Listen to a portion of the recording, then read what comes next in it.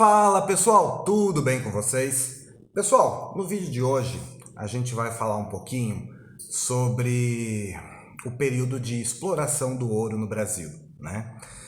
Geralmente em brincadeiras quando a gente vai contar uma piada com português, geralmente a gente leva para o pejorativo. Todo mundo fala, vou contar uma piada de português, já subentende-se que o português é burro. Ou então, em conversas assim, a gente sempre devolve nosso ouro, Portugal, sabe aquela história?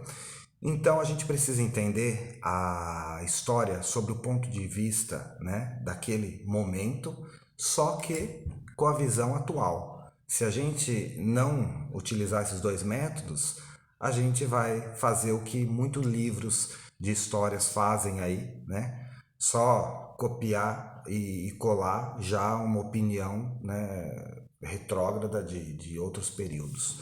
Bom, eu estava hoje com uma aluna nova e geralmente os alunos, a maioria são iniciantes, encontraram ali um lotezinho de moedas, herdaram as moedas do avô ou pegaram gosto pelas moedas atuais do real e estão começando a formar uma coleção. Essa já é uma pessoa que ela está há 2 anos, pelo menos, no ramo, ativamente. E eu fiquei pensando, falei, o que eu vou falar para essa pessoa? Porque geralmente a gente tem um script, né, que a gente segue. E a primeira coisa que eu pensei, eu falei com ela, não dá para seguir script, né? Porque é desnecessário, é chover no molhado, é falar o que ela já sabe. Então, no meio da conversa, que virou quase um bate-papo, não me perguntem por quê, a gente começou a discutir sobre o período do ouro, as moedas de ouro e o período de exploração de ouro no Brasil. E então é um tema bem interessante que pouca gente aborda e eu quero trazer um pouquinho aqui para vocês. Bom, o ciclo do ouro no Brasil, ele tem início ali no começo de 1700, mais ou menos. Até então, quais eram as riquezas do Brasil? Pau-brasil, que já estava capengando, cana-de-açúcar, né, que também já estava em baixa, né? Nós já não éramos o maior exportador de açúcar. Mudas da nossa cana foi levado para a América Central ali e se adaptou. Então, aqueles países ali da América Central estavam produzindo cana-de-açúcar com uma boa qualidade e desbancaram as nossas exportações, né? Um dos fatos da gente ter muitas pessoas de origem africana, né, negros ali, é exatamente desse período que eles foram trazidos para trabalhar na produção, né, de cana-de-açúcar. Enfim, então, em 1640 acaba a União Ibérica. Vocês já estudaram isso. União Ibérica, né, era a junção dos reinos de Portugal com o reino da Espanha. Então, em 1640 isso acaba. Então, cada um cuida da tua casa, cada um cuida das tuas colônias, né? Cada um se vira. Então, quando isso aconteceu, Portugal se viu numa situação difícil, porque os ganhos, os rendimentos diminuíram consideravelmente. Uma coisa que estava acontecendo, a as colônias espanholas já tinham encontrado prata na região do Prata, na região cisplatina, na região do Rio da Prata, né? Então, estava sendo explorado, estava sendo retirado muita prata dali. Essas pratas iam para a Espanha e da Espanha elas iam até para outros continentes que estavam, né, que tinham negócios com a Espanha, seja colônias ou negócios intercontinentais aí. E o Brasil, né? Cadê o ouro do Brasil? Né? Muitos falavam que o Brasil não tinha ouro, o que era uma mentira. O governo já não estimulava isso, porque olha o que acontecia no Brasil um pouco antes de 1700. Todo o ouro encontrado, essa era a lei de Portugal, todo o ouro encontrado nas colônias portuguesas pertenciam 100% ao Reino de Portugal. Então, por que eu vou procurar ouro para doar praticamente tudo? Uma pequena parte ficava com quem extraía, mas é uma coisa mínima. Então, para que eu vou encontrar esse ouro se eu vou ter que dar tudo para a coroa? né? Agora, nós já tínhamos no Brasil, né, antes de 1700, a gente já tinha pessoas explorando o ouro no Brasil. Por incrível que pareça, se você pegar a região aqui do Paraná, em Paranaguá, ali era extraído ouro. Ouro de aluvião, enfim, que é aquele ouro que é encontrado nos vales dos rios, né? São Paulo tinha muito ouro. Por incrível que pareça, pessoal, se a gente pegar, ó, a 10 quilômetros do norte ali de Guarulhos, tinha ouro. Em Itapecerica da Serra tinha ouro. Mogi das Cruzes, em Bugaçu, Araçariguana, sabe onde fica Araçariguana, né? É 15, 20 quilômetros ali de São Roque. Perus, que é Grande São Paulo, tinha ouro. Para vocês terem uma ideia, se vocês pegarem onde hoje é o aeroporto de Cumbica, até o início do século XIX era extraído ouro ali. Se vocês cavocarem a pista, né, do aeroporto, existe ouro ainda ali, tá? Então, claro que não é mais viável, né, mas ainda existe. Então, com a mudança, né, da lei, quando Portugal não encontrava ouro, e a gente tem que entender, gente, que o Brasil, né, nós éramos nesse período como caranguejos. A gente ficava tudo na beira da praia. Olha as cidades que a gente tinha. Pernambuco, né? Logo ali a saída do mar. Bahia, Rio de Janeiro, né? Uma das prerrogativas para a cidade crescer era ter uma saída fácil ali para o mar, né? Então o restante do Brasil não desenvolvia, né? Ficava sempre ali aquela tripinha que vai lá de cima até ali embaixo. E então houve uma mudança. A coroa estipulou que as pessoas que encontrassem o ouro tinham que dar um quinto do ouro para a coroa. Então, né, 20% era de Portugal e os outros 80% era de quem encontrasse esse ouro. Isso deu um boom na economia da colônia do Brasil, fez com que trouxesse milhões, né, de negros para o Brasil, né, e a gente tem que entender, é sempre o que eu falo, colocar a história dentro do contexto. Hoje em dia é uma aberração a gente entender que a gente utilizou mão de obra escrava, outro ser humano, né, sendo subjugado. Mas para aquele período, século XVI, século XVII, era absolutamente normal um país mais desenvolvido subjugar outros países, né? Países pobres, países subdesenvolvidos. Isso era uma coisa absolutamente normal. Talvez daqui 300 anos, quando forem contar a nossa história de 2022, algumas atitudes que a gente tem, algumas leis que a gente tem, o pessoal vai taxar a gente como bárbaro, para não falar outra coisa. Só que é aquela história. Coloquem a história, né, dentro do contexto, né, atual. Entendam isso. Voltando. Então, quando se estipularam a quinta parte, aí o ouro apareceu. Vou lá. Aí apareceu o ouro nas Minas Gerais, o que fez crescer dezenas de cidades, entre elas a gente pode falar Tiradentes, Mariana, Ouro Preto e por aí vai. Isso fez dar um verdadeiro boom nessas cidades. Cidades enriqueceram, cresceram, todo mundo que estava nas periferias queriam ir para essas cidades, né? Vocês lembram Serra Pelada, né? Que a gente está falando ainda do século passado aqui. Serra Pelada, olha quanta gente foi para lá. Até hoje existe gente lá procurando ouro, minério, né? Até hoje, 2022. Enfim, então, quando mudou a política da coroa, apareceu o ouro. Então, a gente já tinha ouro, só que passava por baixo do pano, sabe? Eu não vou dar tudo para a coroa. Então, né, a gente não sabia quanto foi retirado. Hoje em dia, a gente tem estudos que estimam que de 850 a 980 toneladas de ouro saíram do Brasil. Para vocês terem uma ideia, um carro popular pesa 1 tonelada. Então é quase como se 980 carros populares em ouro maciço foram retirados do Brasil, colônia, né? Então, é, essas cidades já, muitas cidades aí de São Paulo, Ribeirão Pires, Perus, enfim, né, o próprio aeroporto ali era tudo região que tinha os rios e região que o pessoal fazia aquele sistema de faiscação, faisqueira, né? Com aquelas bacias eles retiravam o ouro, chamado ouro de aluvião, né?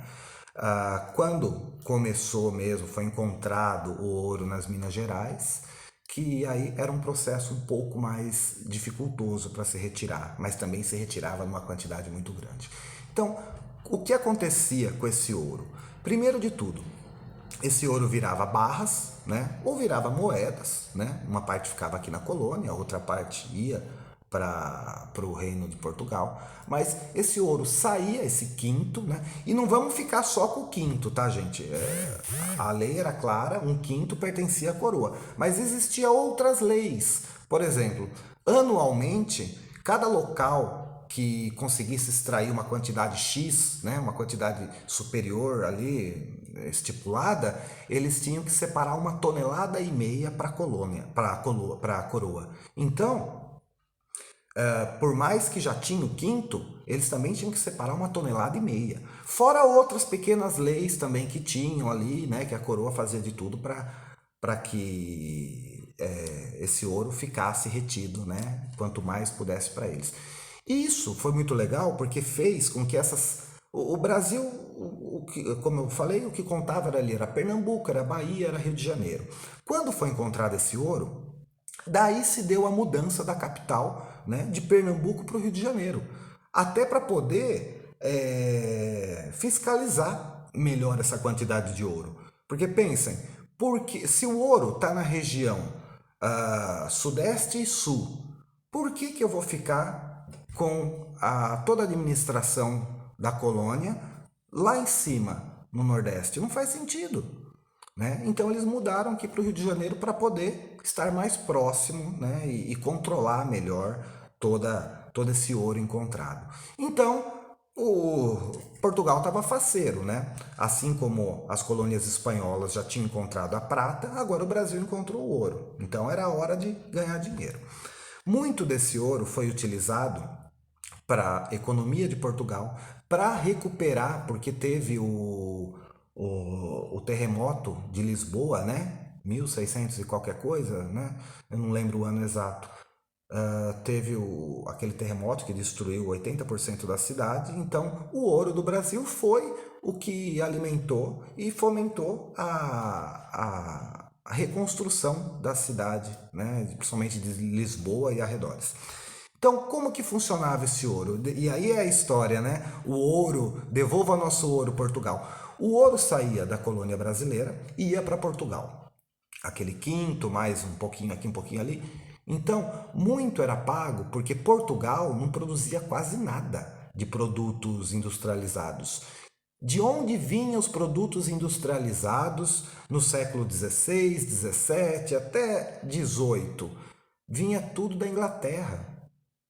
Seja maquinário, seja roupa, seja calçados, tudo era inglês. Hoje em dia é difícil a gente entender porque quase tudo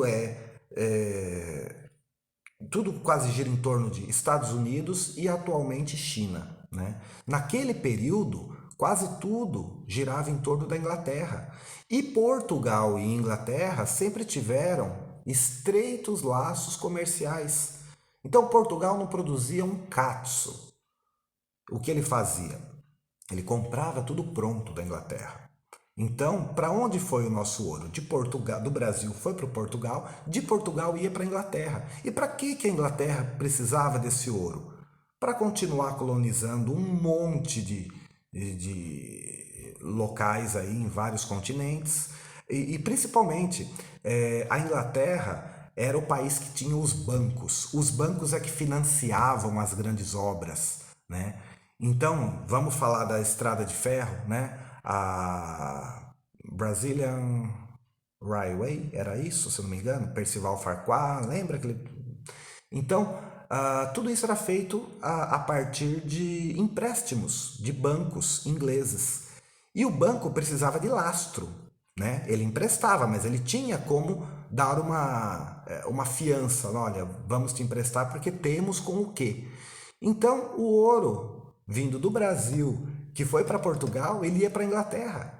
E dessa Inglaterra distribuía, inclusive às vezes até voltava em forma de algum tipo de empréstimo para o Brasil. Então olha como a gente precisa entender a política internacional daquele momento, né? Então cadê o nosso ouro? O nosso ouro, uma parte ficou com Portugal, uma parte serviu para Portugal pagar essas coisas para a Inglaterra, né?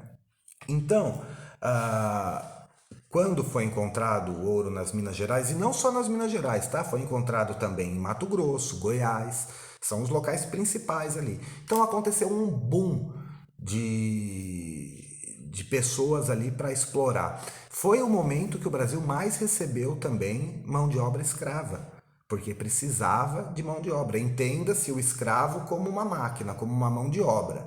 Aquele período, tá, gente? Pelo amor de Deus.